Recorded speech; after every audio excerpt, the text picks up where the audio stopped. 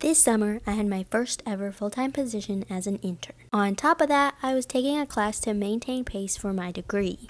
I was very busy, so that meant I needed to have a proper meal plan to stay on top of my fitness goals. What better way to maintain my goals as stress-free as possible than meal prepping? So here's your final sign to meal prep. First is the easiest part. This is how I started beginning of my internship, panic mode, and it was basically making a table in my notes app labeled Meal Prep Weekly Schedule. This is just idea for you to possibly use. Well, you can obviously do it on paper, in your planner, whatever works best for you. But this is how I organize my schedule for my meals for the week. It's a little table, breakfast, lunch, dinner, and my snack and little treat. And I have it labeled by weeks here. That's kind of like my internship. That's how it went. Now we're going to transition over to just unlabeled weeks. I don't know, extra organization tool there. This is all I really do for the organization part of meal prepping.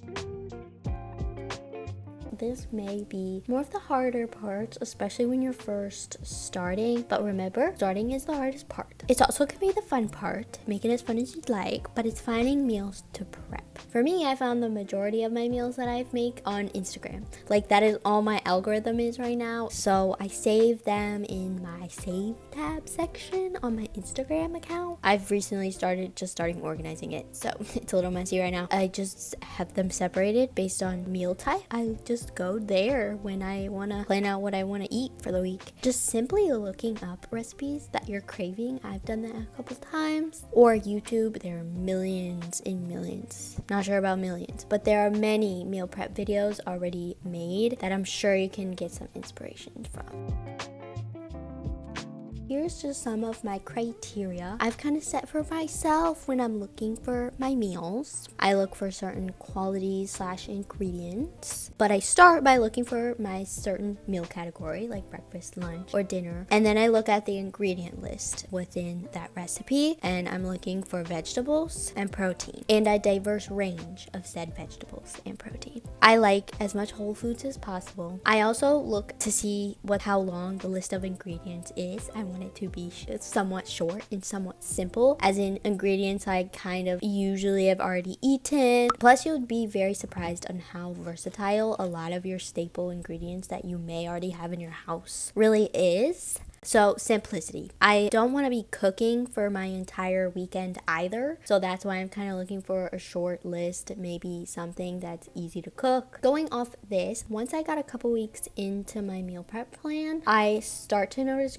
ingredients that are frequently used more often in several recipes. And so it gets easier. The hard part is starting. So it gets easier the more you meal prep and find recipes that you love. So just stick with it. You got it. Finally, I'm just typically looking for something that looks yummy, something that maybe I'm craving. How much I'm feeling it or craving it is definitely a major factor in what I decide to make for the week. So then once you've got your meals picked out, you just type them in each of the little columns and you're good to go. And then it's also good to have this saved up, because then I can go back and I can see kind of what I did in previous weeks and then be like, oh, I really liked that and that was easy to make. I'm going to make it again.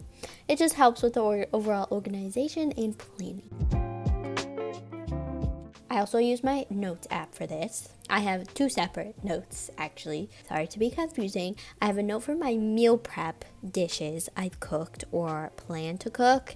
And then I have a separate list for when I'm grocery shopping and need something to refer to. So the meal prep list helps me keep track of what I like in my favorite meals. It's also a good way to keep inventory of essential ingredients that I own and that maybe I need to get. When it's organized this way as well, I can find common ingredients between recipes to minimize food waste as well. Like maybe I don't need an entire package of celery in one recipe, so I can try and find maybe another recipe to use that same week so that I'm minimizing my food waste. If I need a unique ingredient that is a part of a recipe that I want to try out, then I try to find other recipes with that unique ingredient as well. If it has like an expiration date on it. Sometimes they don't. I know this part does not sound like much fun, but your bank account, environment, and time will very much appreciate you. Then my grocery list is the only note that I look at when I'm in the store. I will go to my schedule, find the recipe in my meal prep recipe list, figure out what I already have and don't have, and then copy and paste what I need in the separate meal prep stuff section on my grocery list. I've just found that organizing my list this way really helps me save time while shopping, and then I'm not flipping through all my notes, and it helps me save money because I go in and buy the things that are on my list, and I try to avoid everything else. Sometimes it doesn't work, I'm not gonna lie, but most of the time it does.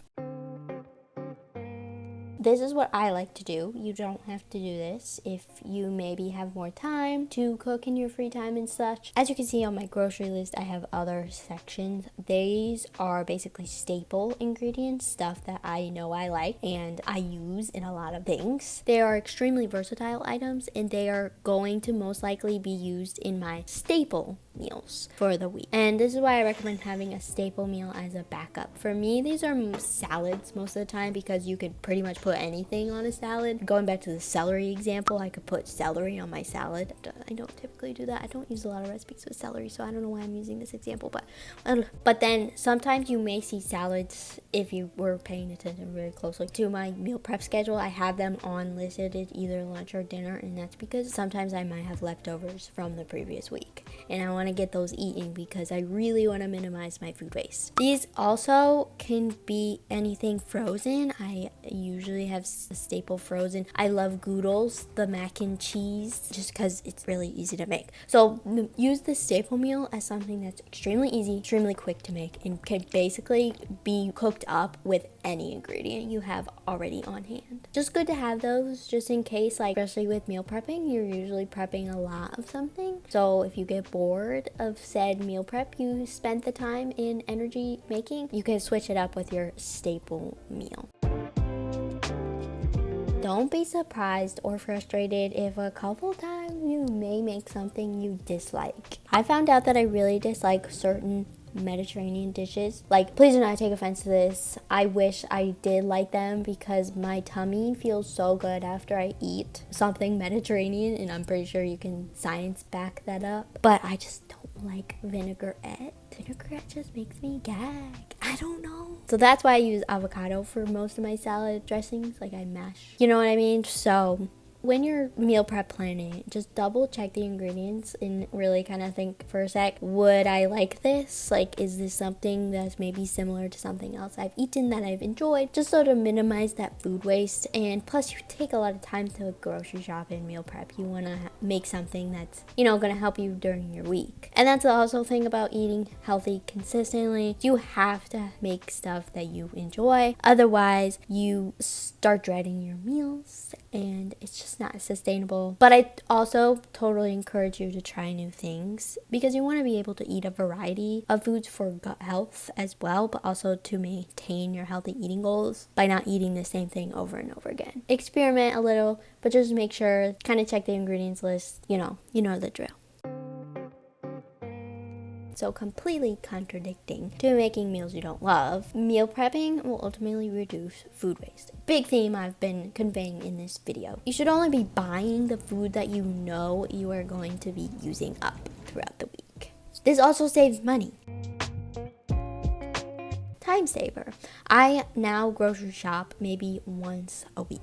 I just go to my list, buy the things I need, and get out of the store. So you're also saving money here. Just a little thing that I do when I actually do the cooking part of my meal prepping, I will typically start with whatever meal the day and time it currently is. Like, for example, this is a lot of time lunch for me because I do my grocery shopping on Saturday mornings. When I get home, I usually start on lunch. It just helps with motivation as well because knowing that I'm making lunch for myself that day and making it for the rest of the week, it's just really helpful. It keeps you on track. Honestly, the only part of meal prepping that maybe isn't the best time saver is the cleaning up part. Like, sometimes I get done with meal prepping and my kitchen is a disaster.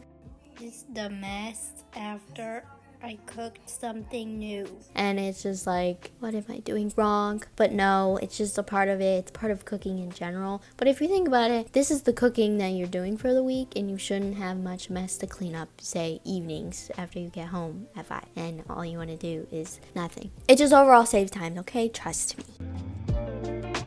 You may spend, just a little disclaimer about my meal prepping tips. You may spend a little more in the beginning of your meal prepping adventures, because finding food storage containers, like, why are they so expensive? Here's my suggestion and kind of what I did. Check your thrift stores for one, because I know that my thrift stores had many containers. Jars, you could put salads in jars. I also use heavy duty food packaging materials a lot because they're actually like fine, like they work. Sometimes I just won't microwave said meal in my plastic deli meat container. I will take it out and put it on a glass plate or something. Just be mindful, like look at things with a new lens. Upcycle your food packaging because we can do better for the environment. I know we can. Another thing about possibly not saving money at first. This is a perfect example because this week I had to do this. Sometimes you'll find a recipe that you really want to make, and there'll be that one ingredient that is probably going to be expensive, but is like something that you can't really substitute in for, but I promise it's worth it. And once again, going back to the planning-ish part, you can find more recipes now that you have that probably staple long shelf life item.